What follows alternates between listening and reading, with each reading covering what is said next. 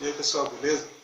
Eu estou fazendo esse vídeo hoje, procuro ser um vídeo breve, sobre um tema que é bem oportuno a gente comentar no tempo que a gente está vivendo agora. 2 dias atrás foi o Dia dos Finados, e nesse tempo a gente para pensar no irá acontecer com o ser humano após a morte, na eternidade, etc. e tal.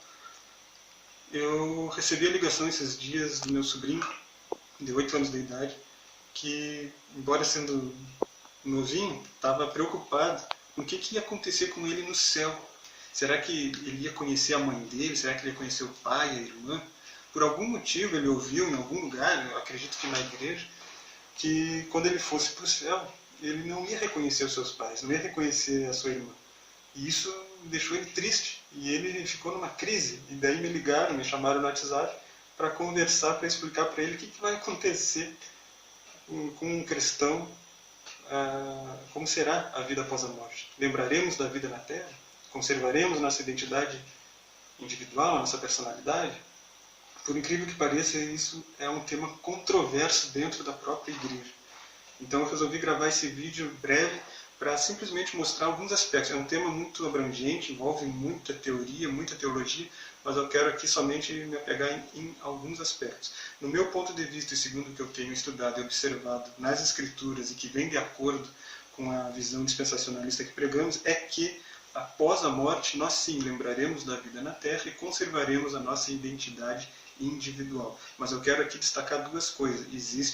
Quando a gente fala em vida após a morte, existem dois aspectos. Existe a vida espiritual, que alguns dizem que é após a morte até a ressurreição, que chamam de estado intermediário, e a eternidade, o eterno e perfeito estado que vai acontecer após a ressurreição. Então que fique claro aqui, todos nós pregamos que um dia haverá ressurreição. Em Daniel capítulo 12, versículo 2, diz que no último dia ressuscitarão os justos para a vida eterna e os ímpios ressuscitarão para a condenação eterna. É ponto comum, é ponto mais do que comprovado biblicamente que a nossa esperança não é uma vida incorpórea num paraíso espiritual. Não, a nossa esperança é a ressurreição. Jesus disse que Ele é a ressurreição e a vida, que no último dia Ele vai ressuscitar todos aqueles que creem nele. Em Apocalipse capítulo 20, 21, 22, a gente vê tudo que vai acontecer após esse período. Então a nossa esperança é ressurreição.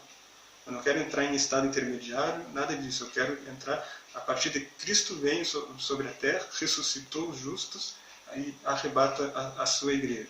Então aí começa o período de eternidade. É nesse ponto que eu quero me ater. Ressurreição. O que vai acontecer com a gente após a ressurreição? Vamos lembrar da vida na terra? Vamos abrir lá em Mateus capítulo 8, versículo 11. Tem uma passagem bem clara que nos diz assim: Mas eu vos digo, Mateus 8, 11.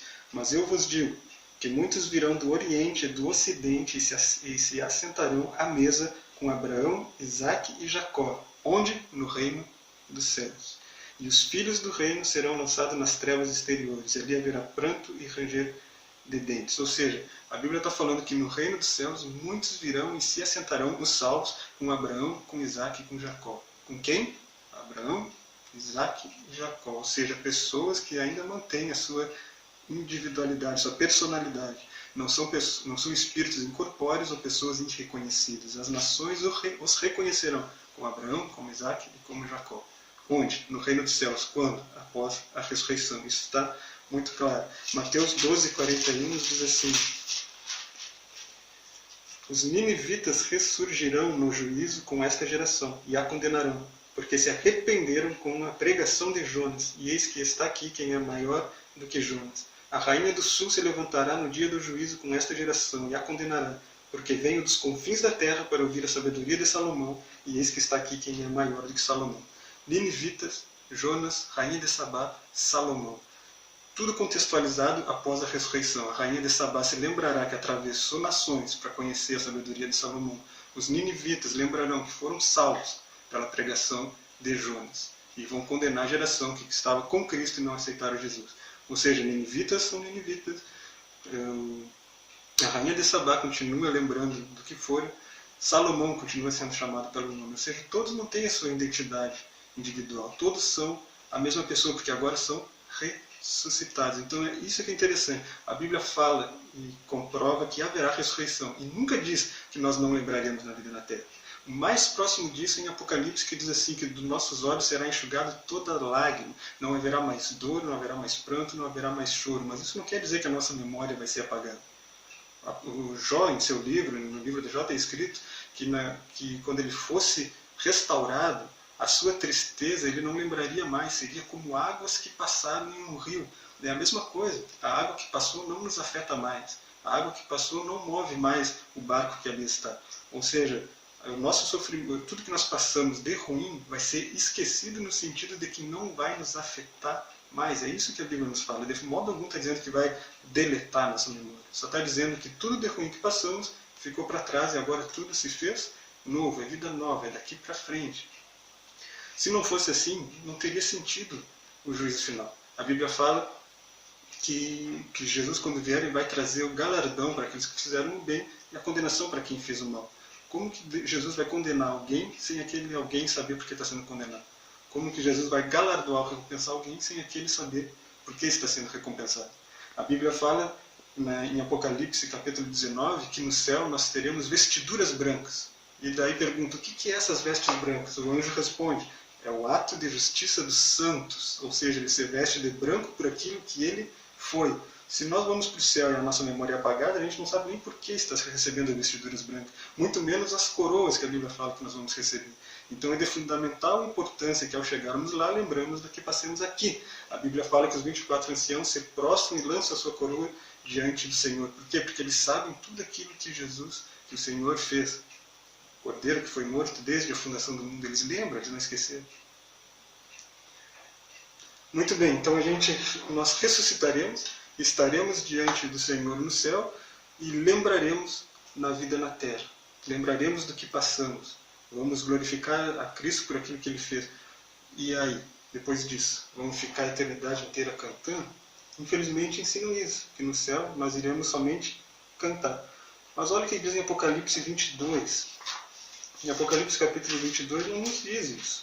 O capítulo 22 está depois da ressurreição, depois do juízo. E diz assim,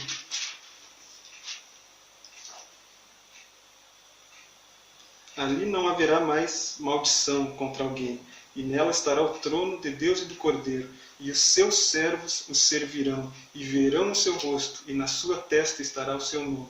E ali não haverá mais noite, não necessitarão de lâmpada nem de luz do sol, porque o Senhor Deus os alumia, e reinarão para todo o sempre. Então os seus servos os servirão, e reinarão para todo sempre. É isso que a Bíblia ensina, que nós ressuscitaremos, manteremos a nossa personalidade individual, seremos as mesmas pessoas, mas agora com o corpo ressurreto, diante do Senhor, para servir e para reinar junto com Ele. Nada de um coral de acéfalos cantando diante do trono. Infelizmente, a esperança de muitos cristãos é essa, uma eternidade desmemoriada, simplesmente cantando, mas enquanto que Jesus diz assim, não, eu vou ressuscitar e restaurar o que vocês eram, um corpo perfeito semelhante ao meu, e a partir daí vocês vão reinar e me servir na eternidade. Esse é o objetivo, esse sempre foi o plano do Senhor, que Ele venha nos restaurar a estatura de varão perfeito, semelhante ao corpo de Cristo ressurreto, isso seria um outro estudo para a gente entrar, para o servir dia e noite. Enfim, nada de chegar no céu e não lembrar. Até eu pergunto, se nós não lembrássemos do que passamos aqui, que glória nós daríamos ao Senhor? Que glória teria em estar lá? Uma noiva, a Bíblia nos chama de noiva de Cristo. Que glória teria em uma noiva, ao se casar, não lembrar do período que teve de namoro e noivado com seu esposo? Em casar e não lembrar mais. Não faz sentido. É isso que as igrejas às vezes ensinam. Mas não, a Bíblia está dizendo que nós seremos ressuscitados, nossa identidade conservada, nosso corpo sendo restaurado, semelhante a Cristo. Para quê? Para o servir e reinar juntamente com Ele.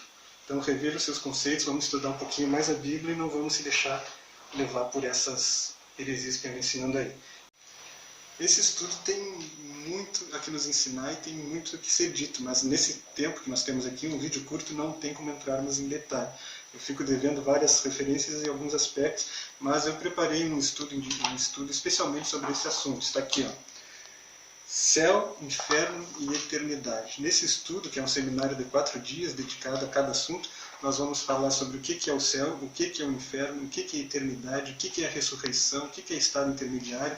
Enfim, dentro desse trabalho, a gente procura se aprofundar ao máximo sobre esse assunto. Se você tiver interesse em adquirir essa apostila ou agendar um seminário tratando desse assunto, eu também trabalho com seminários de escatologia, se te interessar trabalhar na igreja sobre esse tema, eu vou deixar aí embaixo do vídeo os links, o meu e-mail, o site, o blog, para que a gente venha conversar, trocar ideia e se inteirar a respeito disso aí.